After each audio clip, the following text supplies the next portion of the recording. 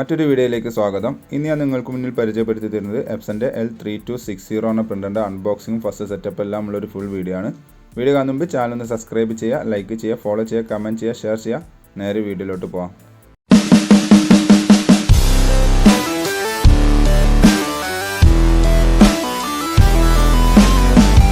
പ്രിൻ്ററിൻ്റെ ബോക്സിൻ്റെ പുറത്ത് തന്നെ പ്രിൻ്ററിൻ്റെ ചെറിയൊരു സ്പെസിഫിക്കേഷൻ കൊടുത്തതായിട്ട് നിങ്ങൾക്ക് കാണാൻ സാധിക്കും. വൈഫൈ ഉണ്ട്, കോപ്പി സ്കാൻ പറ്റും, പ്രിൻറ്റിങ് പറ്റും, പേപ്പർ ട്രേ ബാക്കിലാണ് വരുന്നത്. അതേപോലെ എപ്സൺ കണക്റ്റ് വെച്ചാണ് നിങ്ങൾക്ക് വൈഫൈ കണക്റ്റ് ചെയ്യാം. LCD സ്ക്രീന് വരുന്നുണ്ട്. അപ്പോൾ നമുക്ക് നേരെ ബോക്സ് ഓപ്പൺ ചെയ്യാം. ഇതിന് 003 സീരീസ് ഇങ്കാണ് ഈ മോഡൽ പ്രിൻ്ററിന് വരുന്നത്. ആ സീരീസ് മാത്രമേ ഉപയോഗിക്കാൻ പാടുള്ളൂ. ആ കാര്യം പ്രത്യേകം ശ്രദ്ധിക്കണം.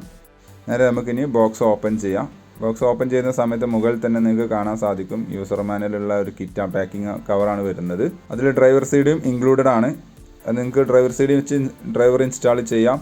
അല്ല, ഇപ്പോഴത്തെ സിസ്റ്റങ്ങളിലൊന്നും നമുക്ക് ഡ്രൈവ് ഇല്ല. അപ്പോൾ അത് നിങ്ങൾക്ക് വേണമെന്നുണ്ടെങ്കിൽ നെറ്റിൽ നിന്ന് ഡൗൺലോഡ് ചെയ്യാവുന്നതേ ഉള്ളൂ. അപ്പോൾ ജസ്റ്റ് ഒന്ന് മാറ്റി വെച്ചിട്ടുണ്ട്. ഇതിൻ്റെ അകത്താണ് നമ്മൾ ഇങ്ക് ബോട്ടിൽ വരുന്നത്. 4 സെറ്റ് ഇങ്ക് ബോട്ടിൽ ഇതിൻ്റെ കൂടെ ഫ്രീ ആയിട്ട് വരുന്നുണ്ട്. ജസ്റ്റ് അതൊന്ന് മാറ്റി വെക്കുന്നു. പിന്നെ നിങ്ങൾക്ക് പവർ കേബിൾ കാണാൻ സാധിക്കും. ഇത് USB കേബിളാണ്. USB കേബിൾ ഈ മോഡലിന് വരുന്നുണ്ട്. ഇത് പവർ കേബിളാണ് ഈ കാണുന്നത്. അതും ജസ്റ്റ് മാറ്റി വെക്കുന്നു. ഇനി നെക്സ്റ്റ് നമുക്ക് ഈ 2 തെർമോ പീസുകൾ ഒഴിവാക്കി നമുക്ക് ബോക്സിൽ നിന്നും പ്രിൻ്റർ പുറത്തോട്ട് വെക്കാം.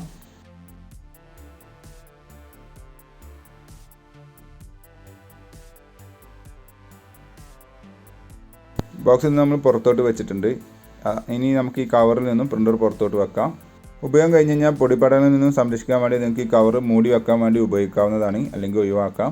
അപ്പോൾ ഇനി നെക്സ്റ്റ് നമ്മൾ ഈ കാണുന്ന blue colour sticker complete remove ചെയ്യണം. ഒരിക്കലും ഈ സമയത്ത് നിങ്ങൾ പ്രിൻ്റർ ഓൺ ആക്കാൻ പാടില്ല.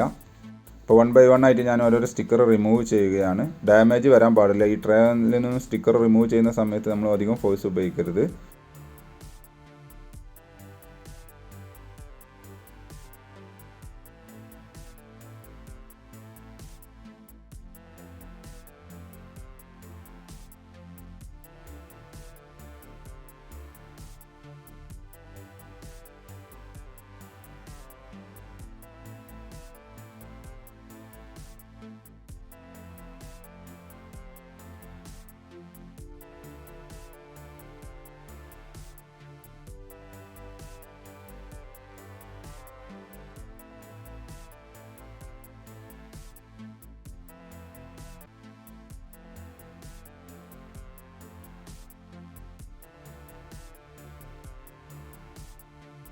അപ്പോൾ ഏകദേശം നമ്മൾ കംപ്ലീറ്റ് ബ്ലൂ സ്റ്റിക്കർ റിമൂവ് ചെയ്ത് കഴിഞ്ഞിട്ടുണ്ട്.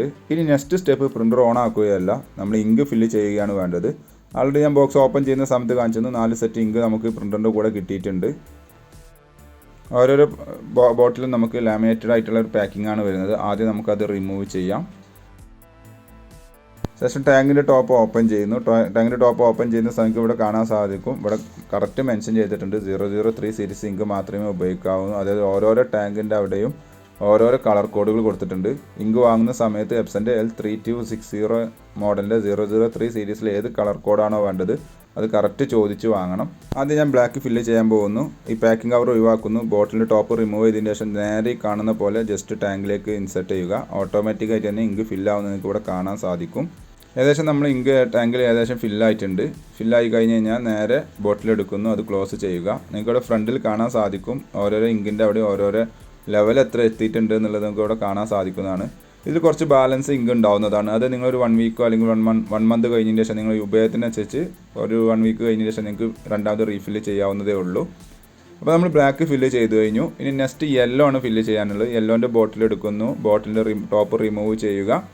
അതിനുശേഷം നേരെ ബോട്ടിലെടുത്ത് നമ്മൾ നേരത്തെ ബ്ലാക്ക് ഫില്ല് ചെയ്ത് അതേപോലെ തന്നെ കറക്റ്റായി യെല്ലോൻ്റെ ടാങ്കിലേക്ക് ഇതേപോലെ ബോട്ടിൽ വെക്കുന്നു. ഓട്ടോമാറ്റിക്കലി നിങ്ങൾക്ക് ഇങ്ക് ഫില്ലാവുന്ന ഇവിടെ താഴെ കാണാൻ സാധിക്കും. ഏകദേശം ടാങ്ക് ഫില്ലായിട്ടുണ്ട്. നമ്മൾ ബോട്ടിൽ നേരെ മാറ്റി വെക്കുന്നു.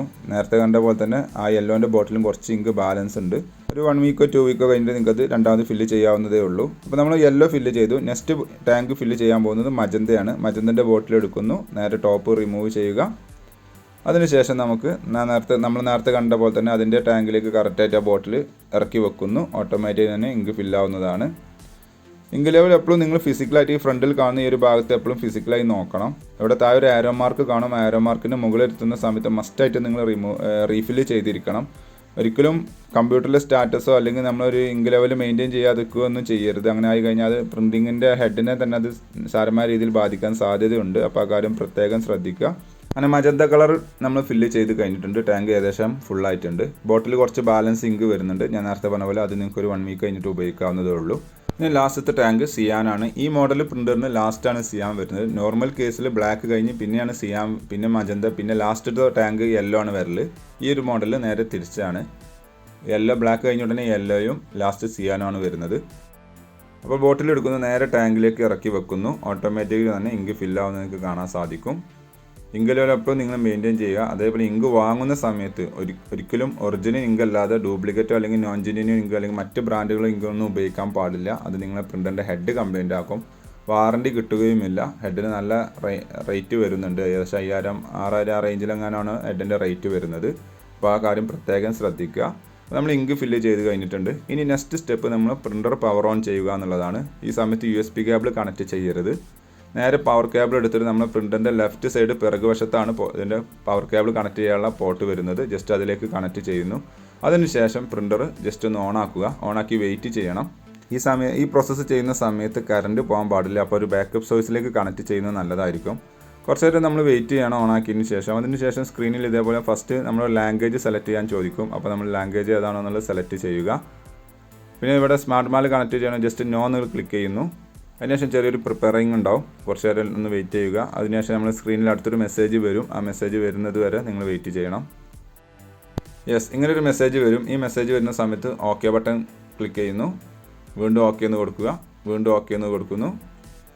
അതിനുശേഷം ഈ ഒരു ബട്ടണ് ഒരു 5 സെക്കൻഡ് ഹോൾഡ് ചെയ്ത് പ്രസ് ചെയ്യാനാണ് പറയുന്നത്. നമ്മളങ്ങനെ ഹോൾഡ് ചെയ്ത് പ്രസ് ചെയ്യുന്നു. ആ സമയത്ത് നെക്സ്റ്റ് ഒരു മെസ്സേജ് വരും. അപ്പോൾ നമ്മൾ ഈ ഫോട്ടോ കോപ്പിൻ്റെ ഈ ബട്ടൺ കണ്ടില്ലേ, അതൊന്ന് ബട്ടൺ പ്രസ് ചെയ്യുന്നതോടുകൂടി ഇതിൻ്റെ first initial installation process start ആയിട്ടുണ്ട്. ഏകദേശം 11 മിനിറ്റ് വരെ ആ പ്രോസസ്സ് ഉണ്ടാവും. അത് കഴിഞ്ഞ് കഴിഞ്ഞാൽ അതുവരെ നിങ്ങൾ വെയിറ്റ് ചെയ്യണം. അത് കഴിഞ്ഞ് കഴിഞ്ഞാൽ ഇനീഷ്യലൈസേഷൻ കംപ്ലീറ്റ് എന്നുള്ള ഈ മെസ്സേജ് വരും. ഓക്കെ എന്ന് കൊടുക്കുന്നു. ഇവിടെ നമുക്ക് അഡ്ജസ്റ്റ് ലേറ്റർ എന്ന് കൊടുത്താൽ മതി.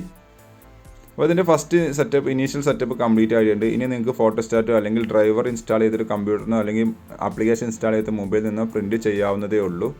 അപ്പോൾ വീഡിയോയിൽ കണ്ട പോലെ നിങ്ങളൊന്ന് ട്രൈ ചെയ്ത് നോക്കുക. കൂടുതൽ വിവരങ്ങൾക്ക് വേണ്ടി ചാനൽ സബ്സ്ക്രൈബ് ചെയ്യുക, ഫോളോ ചെയ്യുക, കമൻറ്റ് ചെയ്യുക, ഷെയർ ചെയ്യുക. Thank you for watching my video.